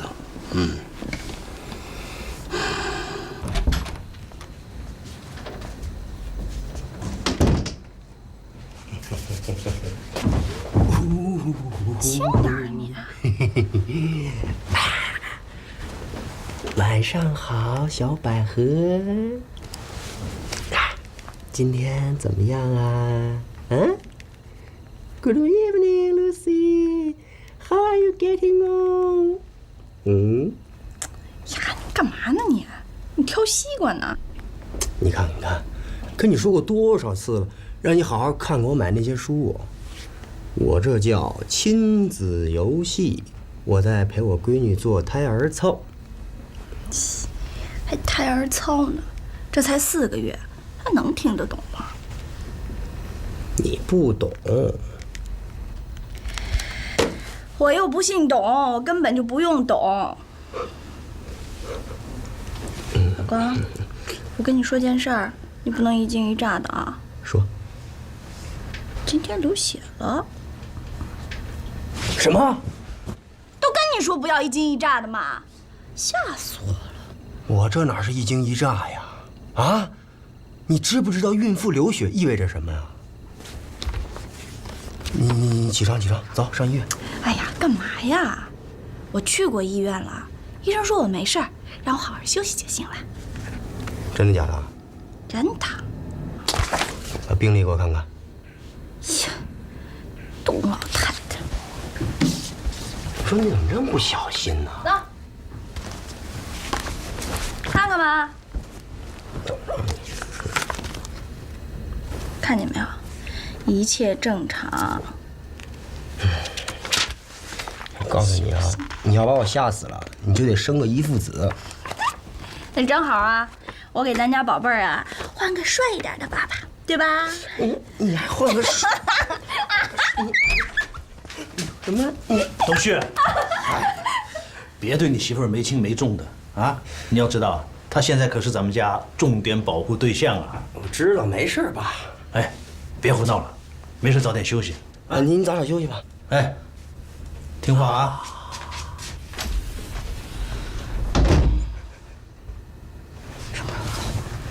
快了！来，接着做操。呀，没心情了。哎呀，你能不能跟你爸爸说说，起码进我们的房间应该敲敲门吧？是，主要是原来家里就我跟我爸，他没有这个进屋敲门的习惯。可现在是在我家，那有咱们俩的吧？是。这样的。好，我明天就跟他说，行了吧？行，等一会儿你睡了，我就去跟他说，行吗？永旭，你好好跟我说，什么时候你爸才搬走啊？你给我个准日子啊！再住2天。切，2天是多长时间？是2个月还是2年？哎，你自己说说，从我买了这新房子他就搬过来了，越住越起劲，越住越有瘾。那这房子不是我爸给他买的吗？哦，我爸我妈没出钱啊，我哥没赞助啊。是你哥赞助了啊？对呀，你看啊，你哥不都是跟你爸你妈一块住吗？是不是？那儿子跟老子一起住，那不是天经地义的吗？行啊，儿子跟老子住啊，天经地义。那儿子家庭破裂也在所难免。你看看我，好好的看看。怎么了？好好的看看呀。刘洋，你是我见过的最性感、最漂亮、最贤惠、最大方的孕妇。少来！我说你看看你媳妇儿，你好好看看，我是那种受气的小媳妇儿吗？我是那种会忍气吞声的人吗？真不是。那不就得了？赶紧给我个准日子，什么时候走？不是，你让我怎么跟我爸说呀？你说啊？说不就得了吗？我爸辛辛苦苦把我养这么大啊，我现在结婚了，让我爸走，他自己一个人住，那他能适应吗？哦，他不适应，活该我就得适应啊！董旭，我是来跟你过2人世界的。我刚搬进来，你爸就来了，不是在家里指指点点吧，就是没命的往家捡那些破烂。小点声！真是的，本来嘛，他有自己的家，干嘛不回家住啊？老住在媳妇儿家，弄得我跟你在家跟偷情似的。哎，我比我在我自己家还别扭。你行了吧你啊？刘烨，你觉得你说这话，我爸听见伤不伤心啊？啊，你伤不伤我的心啊？我可没看出来，我觉得你父子俩乐得屁颠屁颠的，伤心的人是我。我一心一意的来跟你过2人世界，突然就怀孕了。老公，你说说，咱俩在一起的2人世间只有7个月了，你爸还跟人来瞎裹乱，真是的。刘洋，你太自私了，你太让我失望了。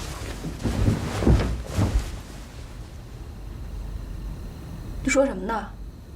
有种你再说一遍。你太让我失望了。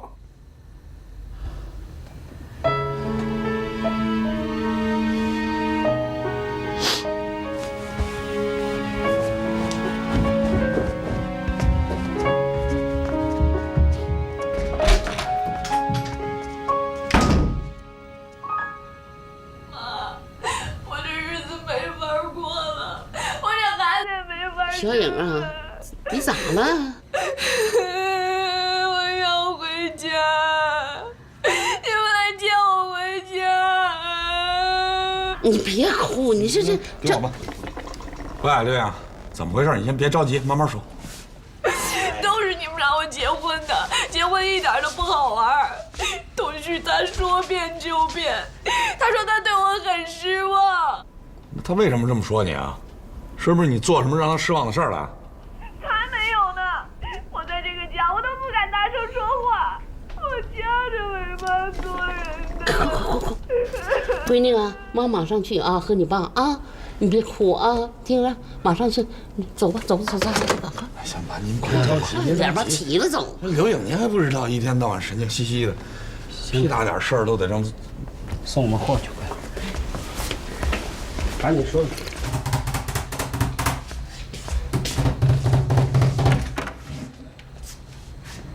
咋回事儿啊？妈，怎么的呀？你说呀？啊？别这，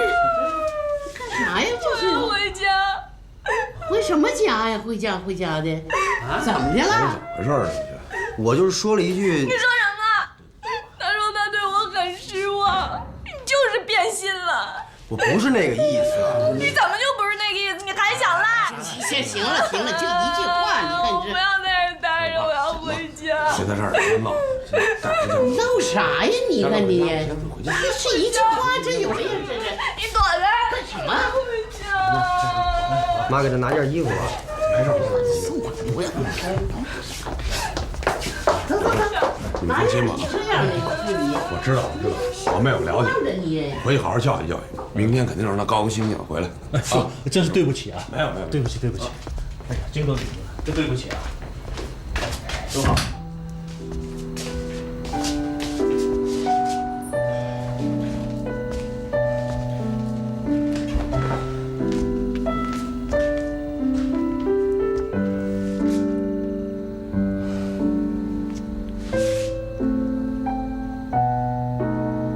我看呢，我还是住回去吧。您去哪儿啊？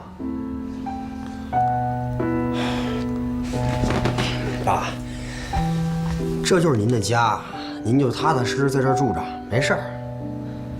刘颖那是她还怀着孕，心情不好，真没事啊。行，你早点休息吧。哎。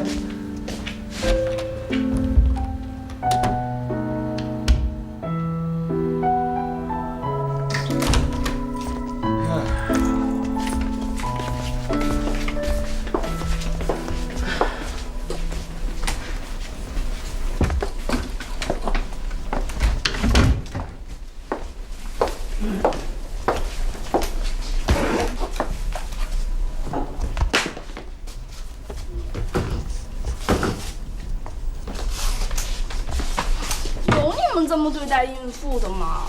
那有你这么对待人家爷俩的吗？本来嘛，他爸住在我们那儿就是别扭嘛。咋别扭了？他爸进我们屋从来都不敲门的。那有时候我和董旭也需要亲热一下呀。啊？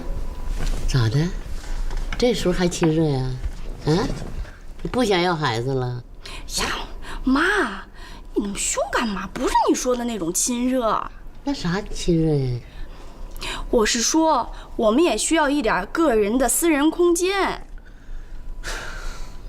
还有他爸做的那饭，不是花椒就是辣椒，难吃死了。哎，你这孩子啊，就是被惯坏了，当大小姐当惯了。那有人给你做现成的，你还挑三拣四的，啊，好吃了不好吃了，真是。你亲自下厨房给我做个尝尝去。真是，从小长这么大，我跟你说，我都没喝过你烧的开水。行了，爸妈，也别先说这刘颖了。刘颖肯定也有他自己的委屈，是不是？你看，还是哥了解你吧。哪个小年轻结了婚都想自自在在的过过自个儿的二人世界，但是这理想跟现实它总是有差距的。那出现问题怎么办？都像你这样不过了。那这样，我看这世界上没一对夫妻能过得下去的。这个时候要宽容，宽容不仅是一种雅量，还是一种人生境界。宽容别人就等于是宽容自己。宽容的同时，你也创造了生命的美丽。只有宽容，才能让我们不再在生活的刀锋上行走。也只有宽容。行了吧，刘专家，别啰嗦了，就会说。你这讲道理还不听呢？什么叫啰嗦？我跟你说，好好听着啊！别人听你哥哥说这些，那得花钱呢。他给我钱，我也不给他讲了。本来嘛，他就会说，嘴上说一套做一套的。宽容，你们怎么不对小丹姐宽容点儿？人家要跟孩子过，你们不就打死不同意吗？打死不同意。我们是最善解人意的，最能站在对方的立场上想问题的。这看看现在就在孙小丹那儿呢。真的？假的呢还？你看看家里有看看吗？不是，同意啦。妈，爸，这事儿你们也能同意？那当然同意了。呀，这可是我们老刘家跨时代的进步嘛！行了啊，别说别人，说你自己吧。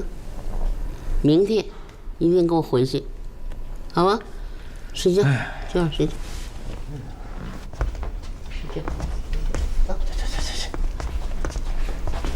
睡觉，回，听话好啊，好孩子，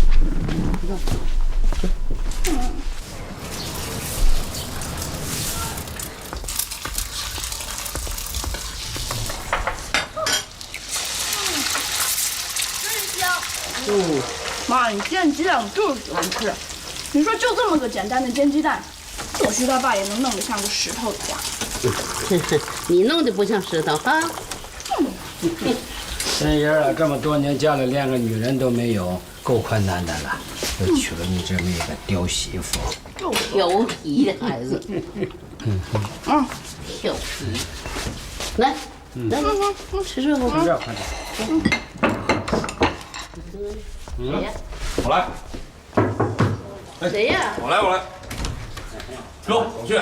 快进来。吃饭没有？爸，我吃过了。那我是来接刘颖上班去。谁让你接呀？爸，我能接她回家吗？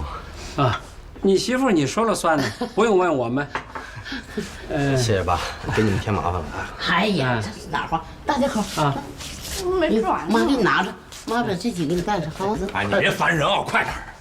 讨厌！我让你回家好好收拾它，关上门收拾。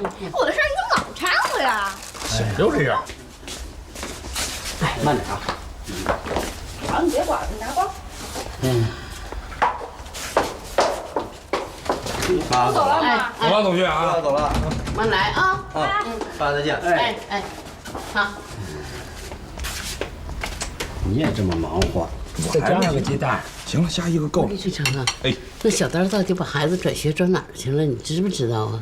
放心吧，妈，我肯定给你打听出来。就是你忘不了，你别忘了，你当个事儿。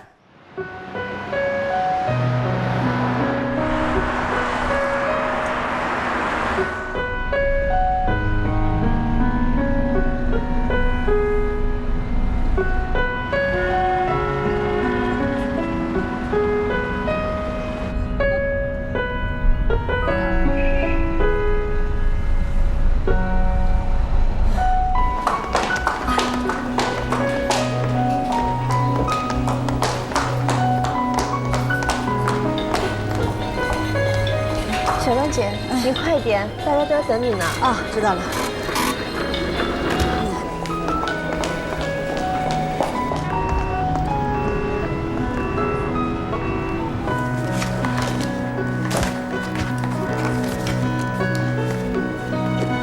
为什么不选那东马沙巴，非盯着热浪岛呢？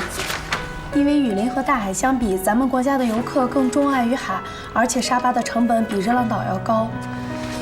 可是热浪岛的成本也并不低呀，而且热浪岛也没有大家喜欢的那些水上项目，这些你们没有考虑吗？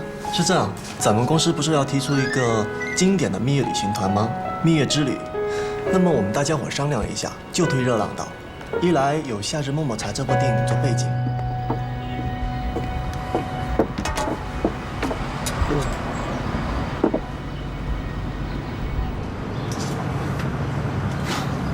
这么紧张干嘛呀？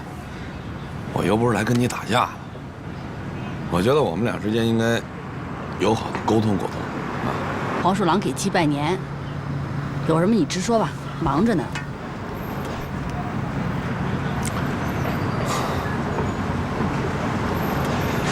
我跟我爸我妈说了，既然你这么想带孩子，那你就带着看看吧。是吗？他们怎么突然变得这么好说话了？人心都是肉长的呀，都是做父母的，能够体会你的感受。你就好好带着孩子吧，有什么不明白的地方，就给我打电话吧。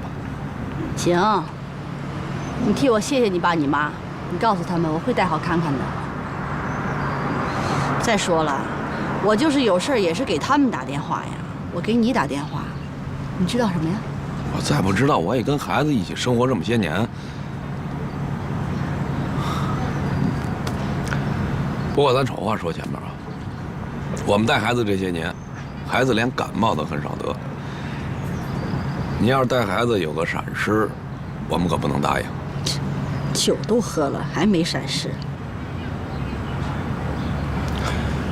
看看这些年学习成绩不理想，这个我有责任。不过现在你管孩子，我就放心了。那我就等着看孩子好成绩了。不正常。你是不是想跟我耍什么心眼儿啊？你典型的以小人之心度君子之腹。你是不是心里也觉着自个儿做的不对？我来就是告诉你，让你放心踏实的好好带孩子。有什么不明白的，或者是忙不过来的，一定要记着给我打电话。孩子再懂事，他也是孩子。他说害孩子也不是那么容易的事儿。你是不是特忙啊？对，到旅游旺季了嘛。别光顾着忙工作，自己个人的事儿呢？我跟你是没法比呀，你是奇货可居，我是滞销货。你这叫妄自菲薄。行了，我也帮你留意着。你要有什么拿不准的呢，别老一人闷在心里啊。不要忘记，你身边就有一个感情专家。行，那我先谢谢你了啊。你还是好好管好你自己吧。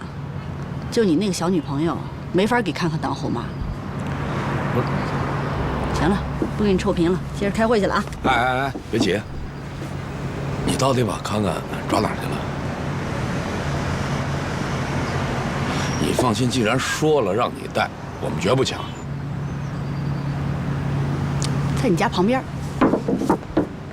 哪儿啊？晴晴小学。